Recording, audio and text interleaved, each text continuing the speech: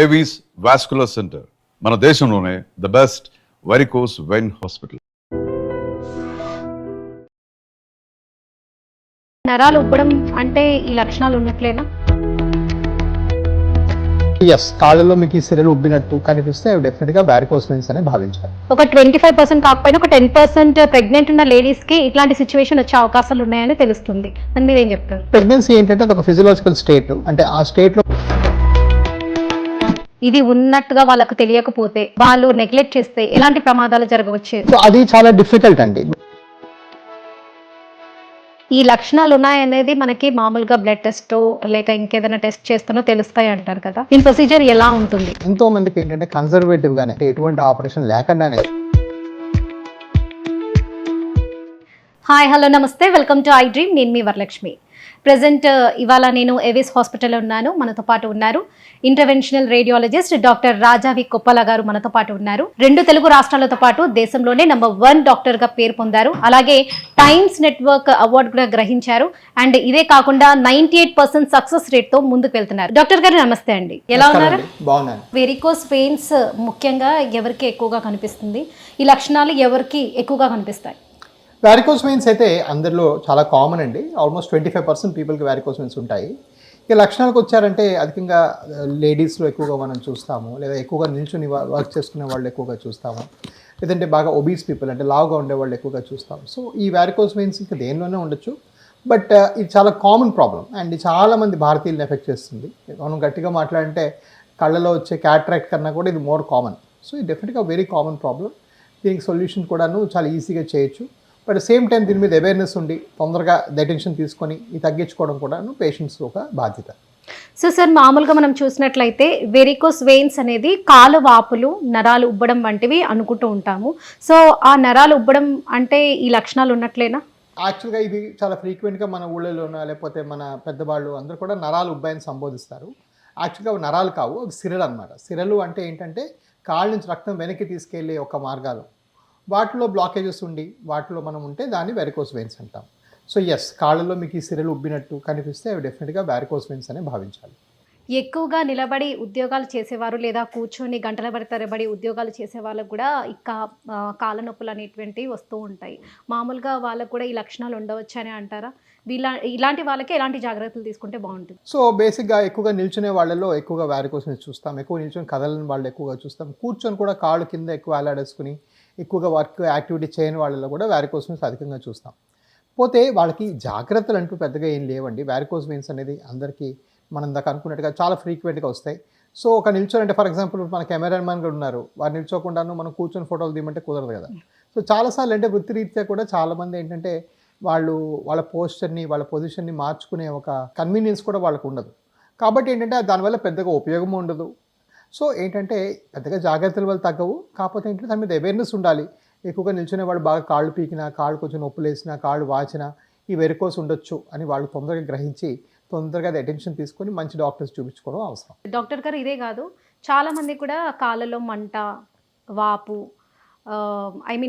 మనకి తిమ్మిరి వస్తూ ఉంటుంది కదా, అలాంటి లక్షణాలు కూడా ఉంటాయి. దీనికి మీరేం చెప్తారు?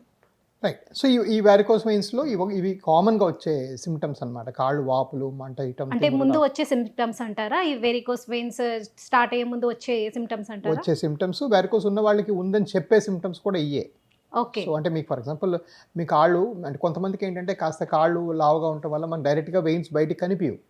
అలా కనిపించకపోయినా కూడా మీకు అధికంగా కాళ్ళు వాచినట్టు, నొప్పి వేసినట్టు అవన్నీ ఉంటే మీకు వారికోస్ ఉన్నాయేమో అని సందేహపడి సరైన టెస్టులు చేసుకోవడం అవసరం.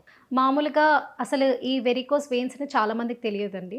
సో ఒకవేళ ఈ లక్షణాలు ఉంటే, ఇది ఉన్నట్టుగా వాళ్ళకు తెలియకపోతే, వాళ్ళు నెగ్లెక్ట్ చేస్తే ఎలాంటి ప్రమాదాలు జరగవచ్చు అంటారు? సో ఇవి డెఫినెట్గా విడిచిపెట్టి దీన్ని నెగ్లెక్ట్ చేసి పట్టించుకోకపోతే కాళ్ళలో క్లాట్స్ రావటం, ఆ క్లాట్స్ కాస్త గుండెకి పాకటం, మరే ఇతర ప్రమాదాలు కూడా దారితీస్తాయి. కొన్నిసార్లు ఏంటంటే కాళ్ళు తరచూ ఇన్ఫెక్షన్స్ రావటం, చిన్న దెబ్బ తగిలితే మానకపోవటం, కొంతమందికి ఏంటి ఆ కాళ్ళు బ్లడ్ క్లాట్ అయ్యి అవి లోపల వెయిన్స్లోకి వెళ్ళి అది హార్ట్కి వెళ్ళే అవకాశం ఉంటుంది.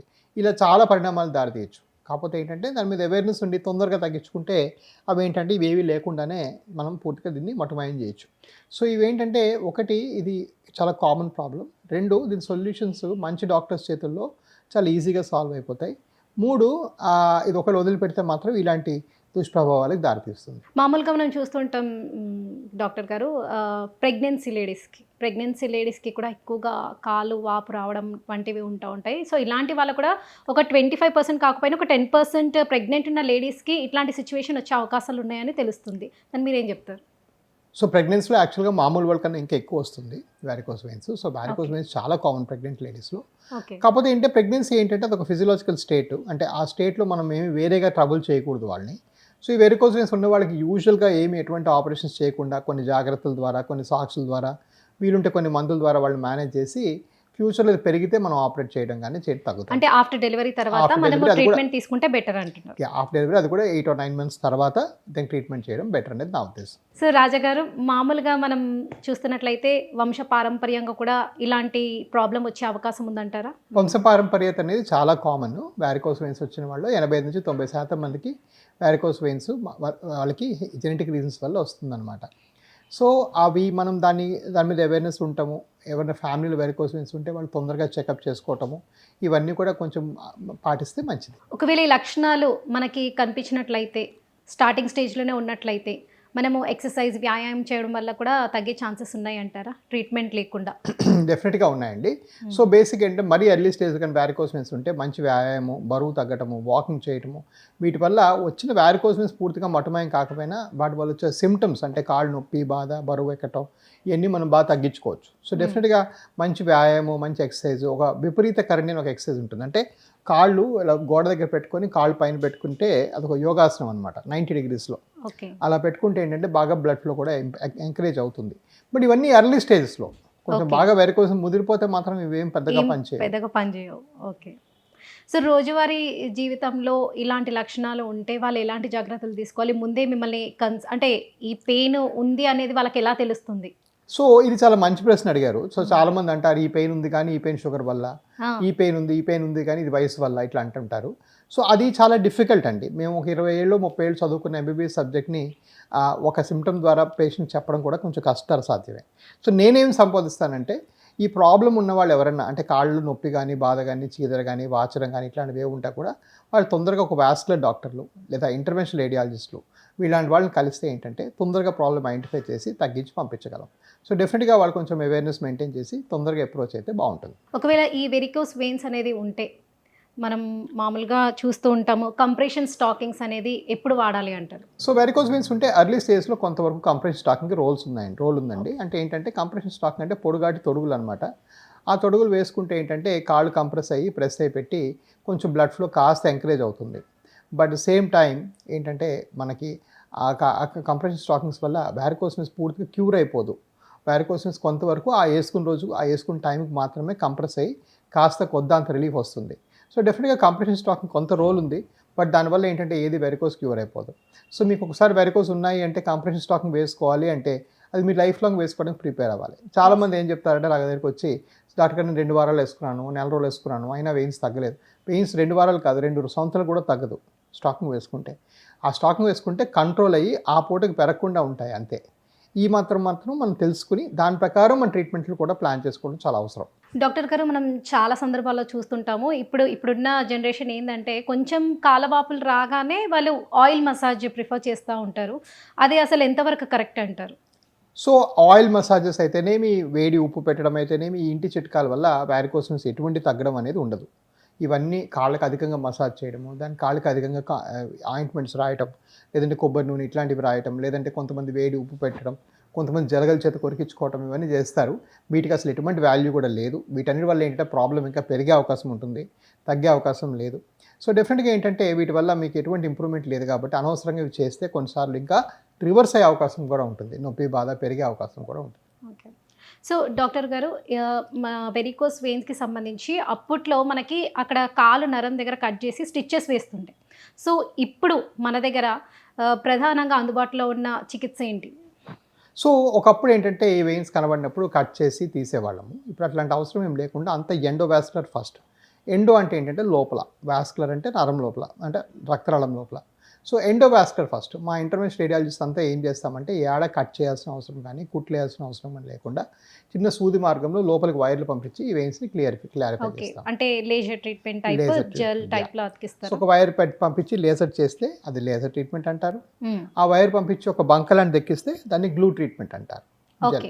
సో ఇవి రెండు కూడా మనం ఎక్కువగా అంటే పేషెంట్ సిచ్యువేషన్ బట్టి ఆర్ ఎల్స్ గ్లూ ట్రీట్మెంట్ లేకపోతే లేజర్ వైజ్కి వెళ్ళాలి. సిచ్యువేషన్ బట్టి వాళ్ళ అవసరం బట్టి వాళ్ళ రికవరీ స్పీడ్ బట్టి మనం డిసైడ్ చేస్తాం. సో చాలా మంది చూస్తుంటాం, ప్రతి పేషెంట్ కి కూడా అవసరమా లేకపోతే మనం జనరల్ గా కూడా మెడిసిన్ తో తగ్గించే అవకాశాలు ఉంటాయా? మెడిసిన్స్ తగ్గే అవకాశం పెద్దగా లేకపోయినా ప్రతి పేషెంట్కి కూడా అవసరం లేదండి వారికోస్ వెయిన్స్కి ఆపరేషన్. ఇప్పుడు మా ఒక సంస్థ చూసామంటే 65,000కి మించి పేషెంట్స్ చూసాం. దానిలో 6-7 మందికి ఆపరేట్ చేయడం జరిగింది. సో 10% తక్కువ మందికి ఆపరేషన్ చేస్తాము. అందరికీ వచ్చిన వాళ్ళందరికీ ఆపరేట్ అనేది మేమే కాదు, ఎవరు కూడా చేయరు. సో ఏంటంటే అదొక కొన్ని మీడియాలో కొన్ని వదంతులు కొంతమంది పుట్టిస్తారనమాట. అందరికీ వారికోస్ అనగానే ఆపరేషన్ చేస్తారు అవన్నీ. అలాంటి వదంతుల నుంచి చాలా దూరంగా ఉండాలి, వాటిని తప్పుగా గ్రహించాలి. అట్ ద సేమ్ టైం ఏంటంటే మంచి సంస్థలు ఏంటంటే యాక్చువల్గా ఈ వారికోస్ వెయిన్స్కి ఇంకే మనం లైఫ్ స్టైల్ చేంజ్ వల్ల తగ్గించగలం, ఇంకే పద్ధతులు మనం అవలంబించగలం, మనకి సిమ్టమ్స్ లేకపోతే ఎలా దీన్ని పోస్ట్పోన్ చేయగలం, అవే మేము ఎక్కువగా డిస్కస్ చేయడం జరుగుతుంది.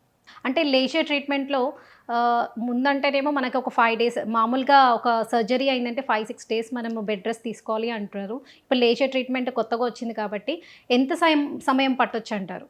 సో మనం ట్రీట్మెంట్ తీసుకున్న తర్వాత ఎన్ని డేస్ రెస్ట్ తీసుకోవాలంటారు? సో లేజర్ ట్రీట్మెంట్ కానీ సరిగ్గా చేస్తే ట్రీట్మెంట్ అయినా 10-15 నిమిషాలు ఇంటికి వెళ్ళిపోవచ్చు. మీకు ఎక్కడ కట్ చేయడం, కుట్లేయడం, మత్తేయడం లేకుండా ఉంటుంది. అవి చేసుకున్న 2-3 hours నుంచి పనులని అవలంబించవచ్చు. మీకు ఎటువంటి కుట్లేయడం, కట్ చేయడం ఉండదు. అంటే నెక్స్ట్ డే నుంచి కూడా వాళ్ళ వర్క్ ప్రొఫెషన్లోకి వెళ్ళిపోయి వాళ్ళ వర్క్ సేమ్ డే నుంచి వాళ్ళు వర్క్ చేసుకోవచ్చు. కానీ అది ఎప్పుడు సాధ్యం అవుతుందంటే మీరు వెళ్ళే సంస్థలో ఇవి కొన్ని వేల కొద్ది లేజర్ ట్రీట్మెంట్ చేసిన ఎక్స్పీరియన్స్ ఉండాలి, వాళ్ళ దగ్గర అట్లాంటి లేటెస్ట్ ఎక్విప్మెంట్ ఉండాలి, లేటెస్ట్ మెషిన్స్ ఉండాలి. అలాంటివి ఉంటేనే ఈజీగా సేమ్ డే పంపేయగలం. ఆ స్పీడు, ఆ ఇమీడియట్ రికవరీ అనేది ఆ డాక్టర్ ఎక్స్పర్టైజ్ బట్టే వస్తుంది. అది కానీ లోపిస్తే మీకు 2-3 రోజులు ఉండే అవకాశం కూడా వస్తుంది. సో డాక్టర్ గారు, ఇప్పుడు ఈ లక్షణాలు ఉన్నాయనేది మనకి మామూలుగా బ్లడ్ టెస్ట్ లేక ఇంకేదైనా టెస్ట్ చేస్తున్నా తెలుస్తాయి అంటారు కదా, దీని ప్రొసీజర్ ఎలా ఉంటుంది? సో లక్షణాలు ఉన్నాయా లేదా అని తెలియడానికి ఫస్ట్ మనం హిస్టరీ తీసుకుంటాం, పేషెంట్కి అడుగుతాం మీ దగ్గర ఏమేమి ప్రాబ్లమ్స్ ఉన్నాయి అని చెప్తాం. వాళ్ళు చెప్పిన తర్వాత మా పేషెంట్స్ అందరికీ కూడా నిల్చునే పొజిషన్లో డాప్లర్ అనే టెస్ట్ చేస్తాం. ఈ డాప్లర్ అనే టెస్ట్ చేస్తే ఏంటంటే ప్రాబ్లం ఎంతవరకు ఉంది, కొలతలు ఎంత ఉన్నాయి, రక్తం ఎటువైపు ఫ్లో అవుతుంది, దాని ఫ్లోలో ఏం అబ్నార్మాలిటీస్ ఉన్నాయి, ఇవన్నీ మనం ముందే క్లుప్తంగా తెలుసుకుని దాని ప్రకారం ట్రీట్మెంట్ అనేది ప్లాన్ చేయడం జరుగుతుంది. సో అదొక రోడ్ మ్యాప్ లాగా కూడా బిహేవ్ చేస్తుంది. ప్రాబ్లం డయాగ్నోస్ చేయడానికి మనకు కూడా హెల్ప్ చేస్తుంది.